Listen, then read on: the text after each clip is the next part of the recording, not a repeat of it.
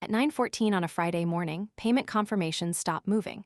Kafka is online. Producers are publishing. Consumer pods are restarting exactly as Kubernetes tells them to. Yet the lag on one partition climbs past 340,000 records. The cause is a single malformed payment event. Every restarted consumer reads it, crashes, and returns to the same offset. The team chose Kafka because it was scalable, but the workload behaved like independent jobs. Kafka was not broken. The architecture had asked an ordered event log to behave like a task queue without designing the failure path. In the next 10 minutes, we will reconstruct this incident and build a practical decision framework. We will compare an event stream with a task queue, examine consumer groups, acknowledgements, retries, poison messages, ordering, replay, fanout, and idempotency. Then we will look at Kafka share groups, which became production-ready in Kafka 4.2 and gain more controls in 4.3. By the end, you will know when Kafka is the right backbone, when a queue such as Amazon SQS is simpler, and when a system legitimately needs both. The API publishes every payment command with the customer ID as its key. That keeps one customer's events ordered in the same partition. The consumer processes a record, calls the bank adapter, stores the result, and then commits its offset. A malformed currency field causes deserialization to fail before the offset advances. Restarting changes nothing. Adding consumers changes nothing because, inside one classic consumer group, a partition is assigned to one consumer at a time. The backlog is not a throughput problem. It is head-of-line blocking created by an unhandled poison record. The cleanest starting question is whether the message represents durable history or disposable work. Payment authorized is a fact that fraud detection, analytics, notification, and accounting may all consume independently. Generate invoice is usually a task that one available worker should complete. Real systems blur this boundary. A payment command may have audit value, and an event may trigger work, but naming the dominant need exposes the trade-off. Do you need many readers and replay, or individual claiming, retry, and completion? Kafka stores an ordered log. Reading does not normally remove records. Each consumer group maintains its own progress through offsets. This makes replay and multi-subscriber pipelines natural. A task queue centers the message lifecycle. In Amazon SQS, receiving a message makes it temporarily invisible. The worker processes it and deletes it after success. If it does not delete before the visibility timeout, the message becomes visible again. After a configured receive count, a redrive policy can move it to a dead letter queue. These are defaults, not universal laws, but they create very different failure ergonomics. Kafka shines when several systems need the same history. Fraud, email, and analytics use separate consumer groups, so every group sees every order event while scaling its own members. A single queue usually distributes messages across competing workers, meaning one successful worker handles each task. You can create multiple queues or use a fan-out service when multiple subscribers need copies, but now you are explicitly building that topology. The decision is not which product is faster. It is whether your consumers are independent interpretations of a stream or interchangeable workers completing shared jobs. Classic Kafka does not force you to retry forever.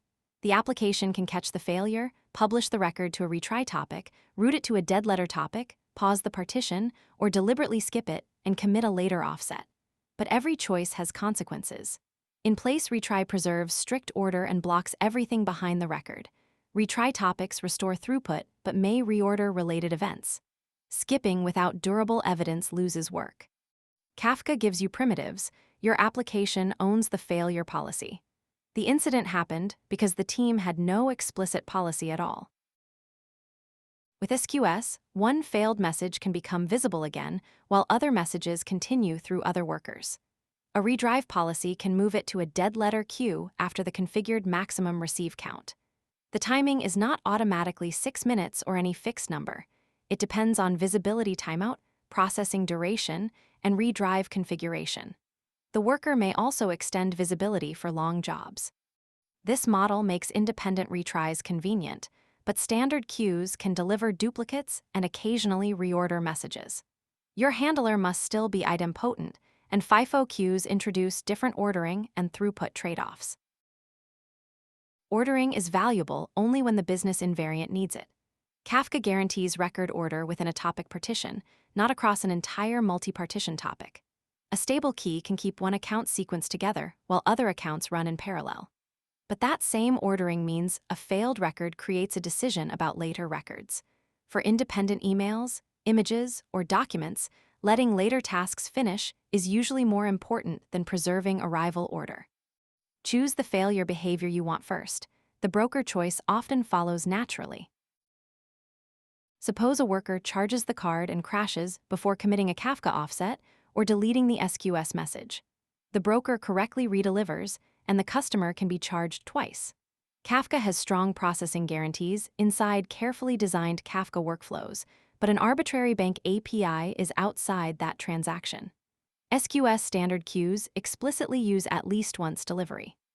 In both cases, business safety comes from idempotency keys, unique database constraints, state machine checks, and an outbox when publishing after a database change. Broker semantics reduce risk. They do not replace application invariants. The traditional comparison changed with Kafka share groups. Production-ready beginning in Kafka 4.2, share groups let consumers cooperatively process records without assigning each partition to only one group member. They support per-record acknowledgement and delivery attempt counting, making queue-style workloads more natural. Kafka 4.3 added additional share group configurations. This can reduce head-of-line blocking and simplify work distribution while retaining Kafka topics, storage, and ecosystem. It is a meaningful capability, not merely a new consumer option hidden behind the old model. Share groups narrow the gap, but product fit still matters. If Kafka already carries your domain events, queue-style consumers over the same retained topics may be compelling. If a small service only needs to dispatch background jobs, operating Kafka can be unnecessary weight. A managed queue offers a simpler control plane, native cloud integrations, and direct redrive configuration. Compare total operations, retention, replay, latency, throughput, ecosystem, security, and cost. Do not migrate because a feature checklist now looks similar. The repaired design used both tools. The payment service wrote its state and an outbox record in one database transaction. Kafka carried payment requested as durable domain history for fraud, audit, and analytics. A dedicated dispatcher converted the bank interaction into an independently retrievable task. Workers used the payment ID as an idempotency key, and exhausted failures entered a dead letter queue with alerts and replay tooling. This is not mandatory for every system, but it separates event distribution from command execution and makes each failure policy explicit.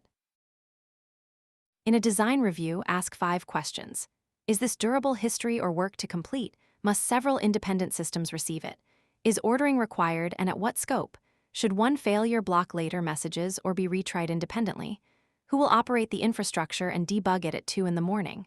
Then quantify throughput, message size, retention, latency, replay, fan-out, and cost. Finally, test crashes between the side effect and acknowledgement, poison messages, consumer restarts, backpressure, and dead letter recovery. The boring failure path is where the real architecture lives. Here is the interview answer. Choose Kafka when you need a replayable event history, multiple independent consumer groups, high-throughput stream processing, or ordering within keyed partitions. Choose a task queue when individual work items should be claimed, retried, acknowledged, and dead-lettered independently with minimal operational complexity. Neither system guarantees an external business action happens exactly once, so design idempotent consumers and durable invariants. Kafka share groups now support queue-style cooperative consumption and per-record acknowledgement, making Kafka fit more workloads, but they do not erase cost and operational differences. Sometimes the best architecture uses Kafka for domain events and a queue for execution. Subscribe to System Signal for more production engineering stories.